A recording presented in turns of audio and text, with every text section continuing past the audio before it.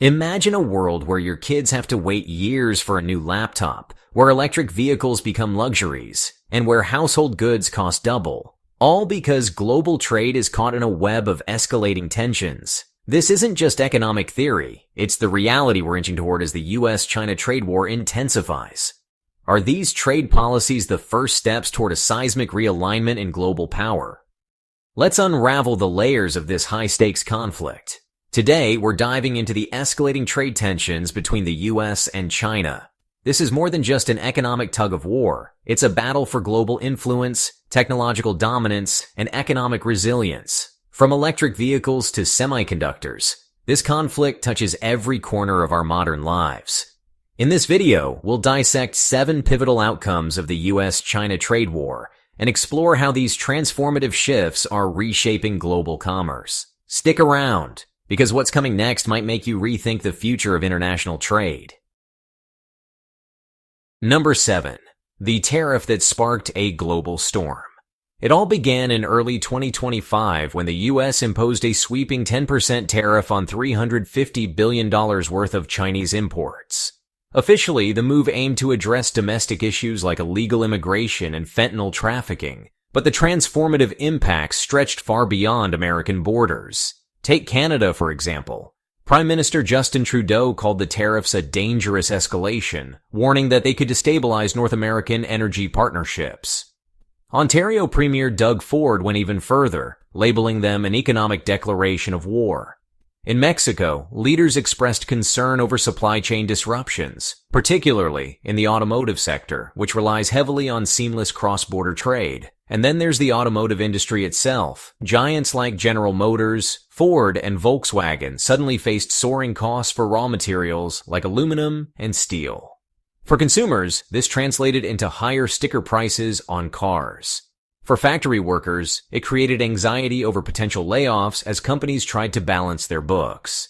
Economists warned that these policies could set off a chain reaction, driving up costs not just for cars, but for everything from home appliances to construction materials.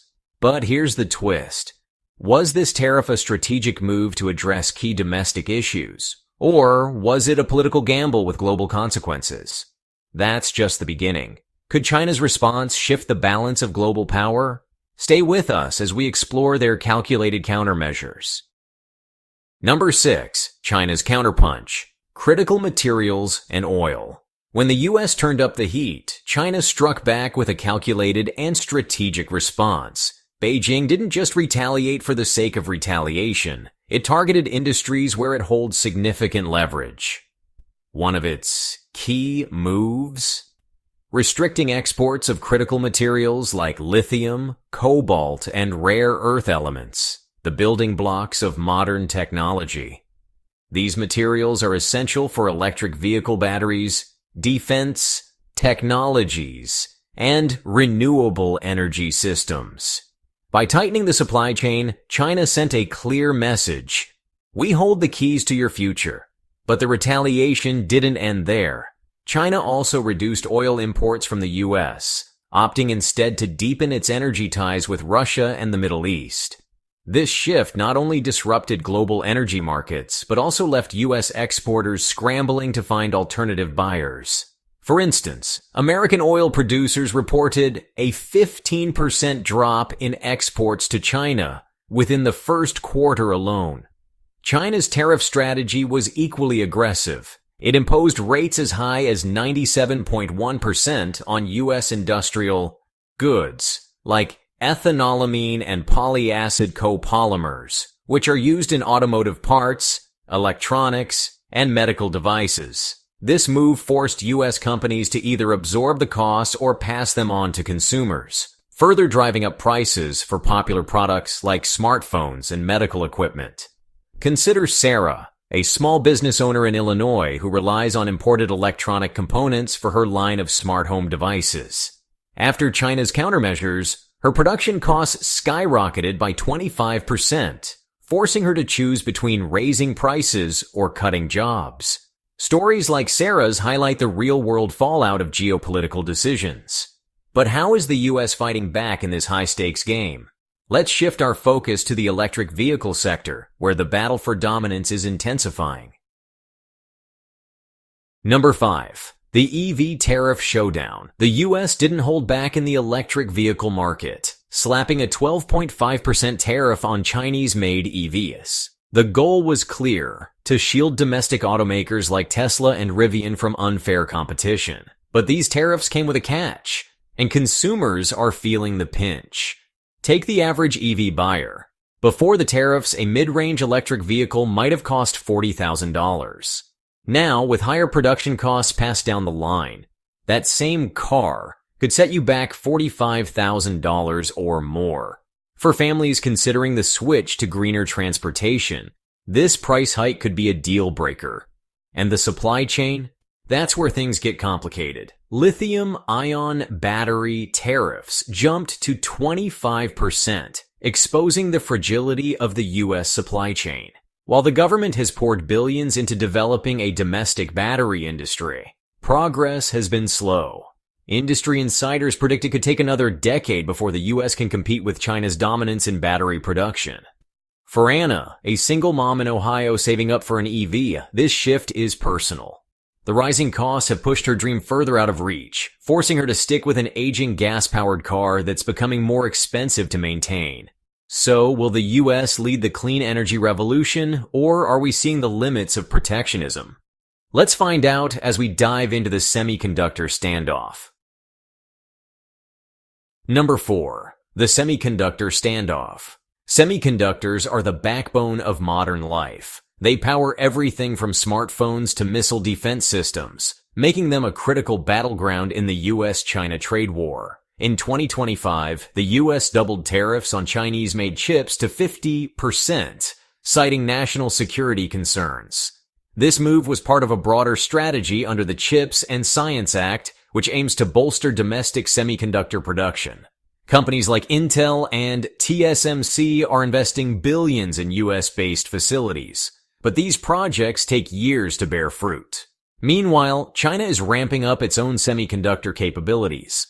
Backed by government funding, Chinese firms are developing advanced chips and restricting exports of materials like gallium and germanium, which are essential for high-end chip manufacturing. The stakes are enormous.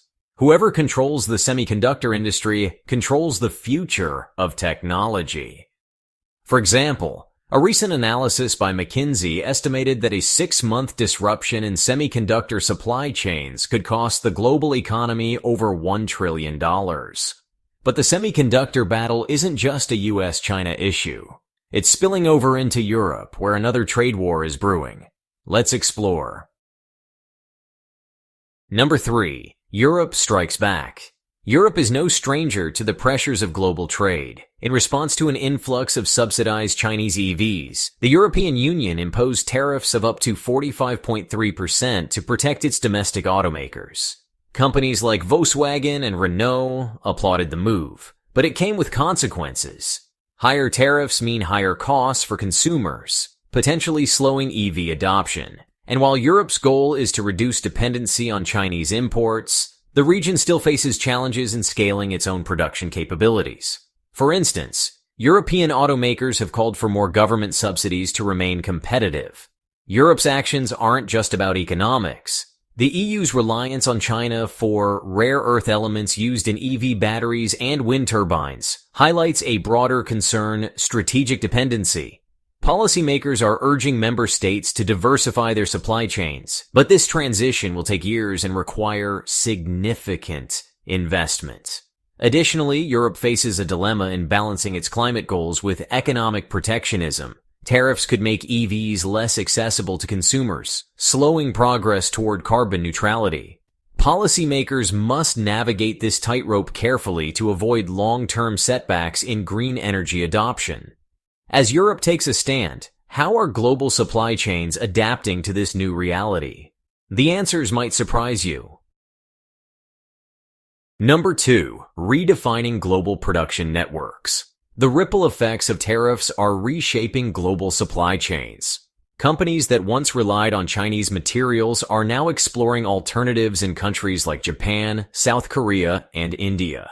For example, Japan is investing heavily in chemical production to reduce its reliance on imports. In the U.S., manufacturers are exploring reshoring initiatives despite the high initial costs. Companies like DuPont and Celanese are rethinking their sourcing strategies, aiming to mitigate risks and ensure long-term stability.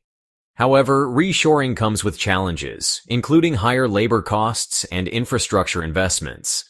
Countries like India and Vietnam are emerging as attractive alternatives for manufacturing hubs. These nations are ramping up production capacities and offering competitive labor markets, drawing interest from global corporations. However, their infrastructure gaps and limited technical expertise could slow the transition. Consider Raj, a factory owner in India who's seen a surge in demand for locally produced automotive components. While this has created jobs in his community, it's also put pressure on his small business to scale up rapidly to meet global demand.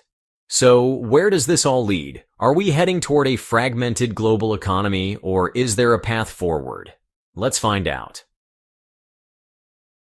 Number 1. Collaboration or isolation.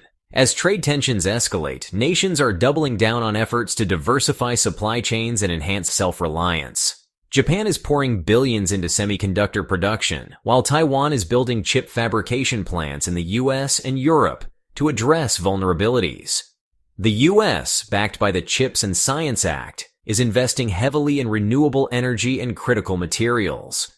These initiatives aim to boost economic resilience, but they also require time, money, and international cooperation.